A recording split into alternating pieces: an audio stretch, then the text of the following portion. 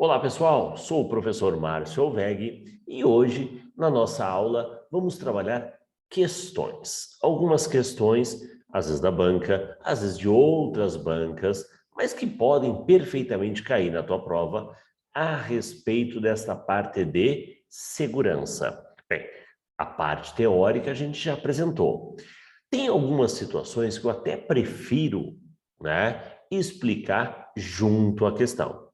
Aquela velha história, né? Ah, professor, mas isso cai em prova? Aí quando você traz a questão, aí fica mais fácil, porque você tem que ter esse conhecimento, você tem que saber esse assunto para matar esse tipo de cobrança, ok? Então vamos dar uma olhadinha nas questões que eu separei com todo carinho para vocês. Olha só, vamos lá. Primeira questãozinha.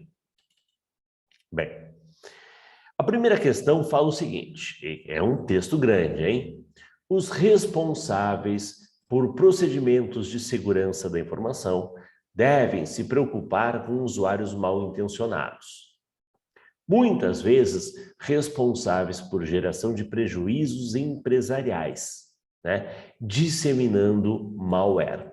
Bem, uma vez um aluno perguntou, professor, por que o pessoal cria vírus?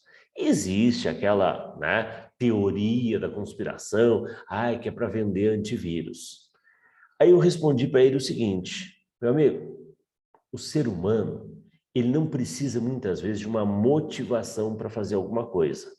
Às vezes é falta do que fazer, é falta de um propósito, é falta de um foco, né? Por que alguém picha, faz uma pichação? Por que alguém acaba, danificando algum bem público? Por que alguém faz uma maldade? Às vezes é falta do que fazer, tá? Mas aqui também, na ideia do ataque, às vezes há ao interesse em furtar dados, ao interesse em prejudicar uma empresa, Existem esse tipo de situação por trás.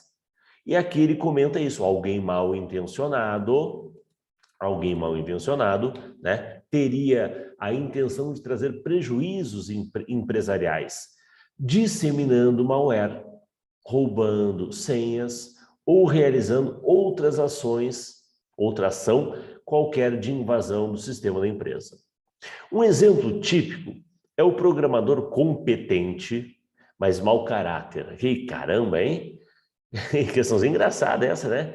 Que produz programa malicioso, capaz de se propagar automaticamente. Ó, sugestão: propagar-se automaticamente. A questão deu a dica pela rede, em que trabalha por meio de cópias de computador para computador, provocando, por exemplo, uma lentidão, desaparecimento de arquivos, etc.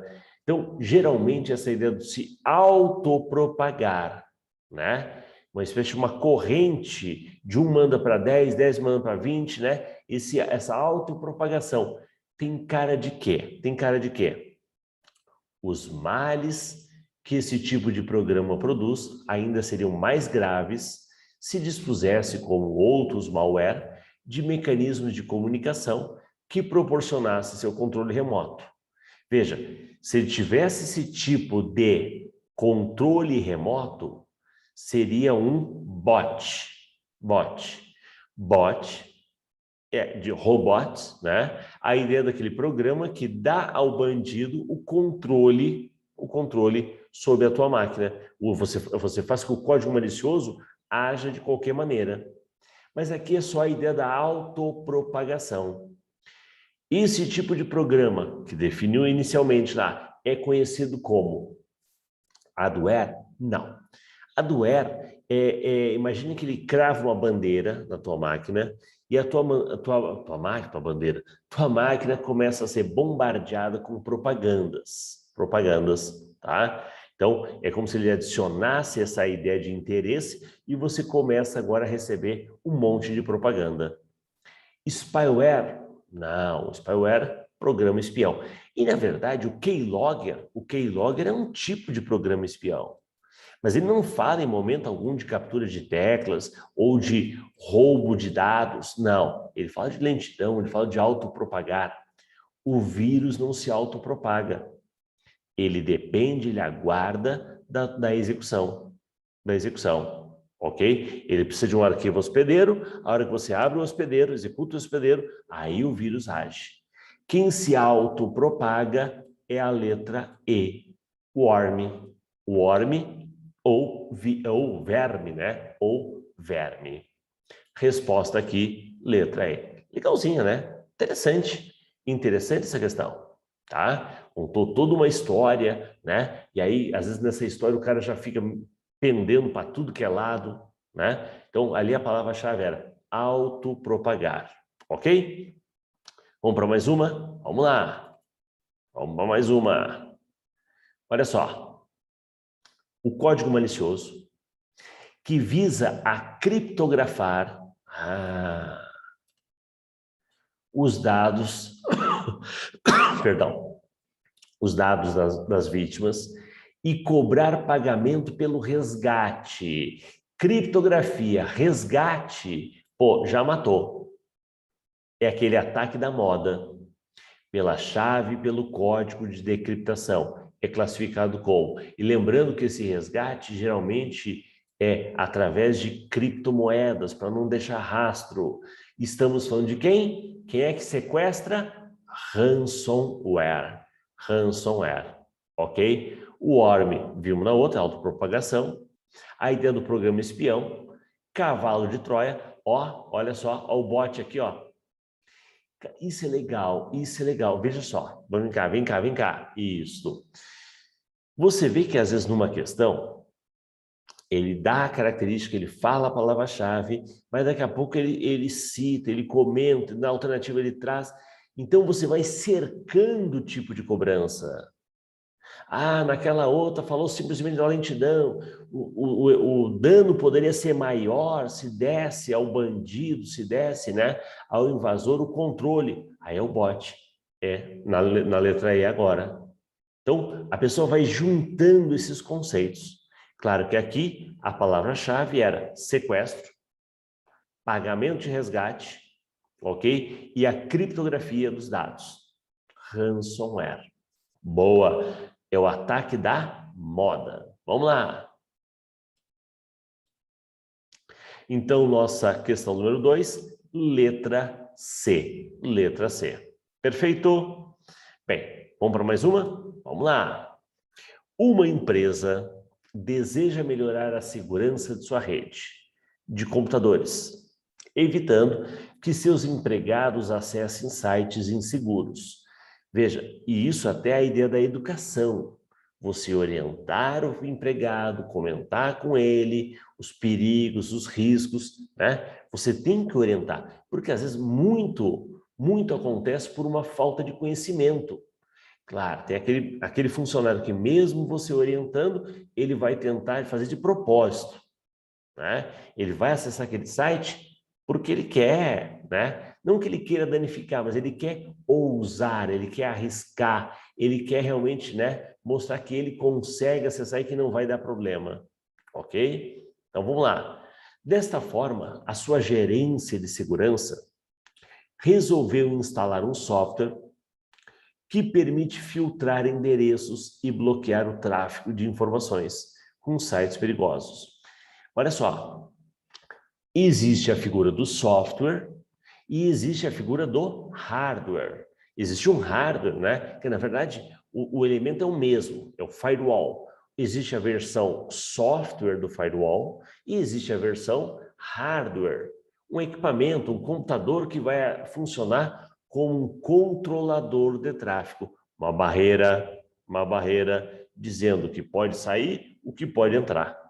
Ok? Então aqui para nós, palavra-chave,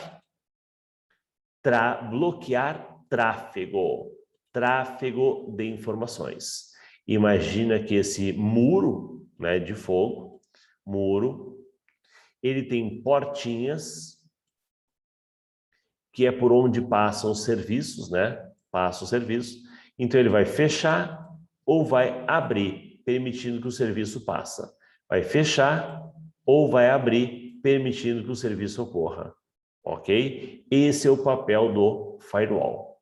Entenda que essas portas estão relacionadas aos serviços, né? Aos protocolos, e existem 65.536 portas. Então, às vezes, é mais fácil fechar tudo e liberar aquilo que é estritamente necessário. Bem, então, controlar tráfego não é função de um anti-spyware, não é função de um antivírus, nem de um anti-spam. É a função de um firewall. Professor, explica para mim o que é essa letra E. Essa letra E. Essa letra E, ela é muito usada para garantir que quem está acessando a máquina não é um robô. Já viu isso? Né? Você marca, eu não sou um robô. Né? Como assim? Eu não sou um robô. Né? Não, é que na verdade, ele vai, quando você marca ali, ele vai mostrar um código. Aquele código cheio de risco, todo torto, todo, né? Onde o indivíduo, o ser humano, ele vai tentar decifrar e reescrever aquele código. Aquelas letras, aqueles números, que nunca dá certo de primeira, né? Nem o robô acho que consegue, nem você, nem o robô, tá? Então, porque é tanto riscalhada, tanto, né, traço para cá, traço torto, que não tem nenhum reconhecimento ótico. Não há um programa que consiga fazer um reconhecimento ótico. Então, ele depende da ideia de que um indivíduo, um ser humano, tente fazer essa ideia de decifrar, ok? Vamos lá. Então, isso é a tal da CAPTCHA. CAPTCHA, tá? Então, aparece um quadradinho, né? Um quadradinho, e aí tem umas letras, né? Ó, um X, ó, um 7, ó, um Z, né? E ainda para melhorar, cheio de risco, rabisco, né? Caramba, como é que a pessoa vai enxergar alguma coisa, né? Isso é a tal da CAPTCHA, ok? Boa, né? Vamos para a próxima? Tiro rápido. Em segurança da informação, entende-se por hardening. É toda aquela ideia daquele levantamento, né, das ameaças, né, e medidas que você vai tomar para se proteger. Proteger, ok? Então, diminuir os riscos são as medidas e ações que visam proteger um sistema de invasores.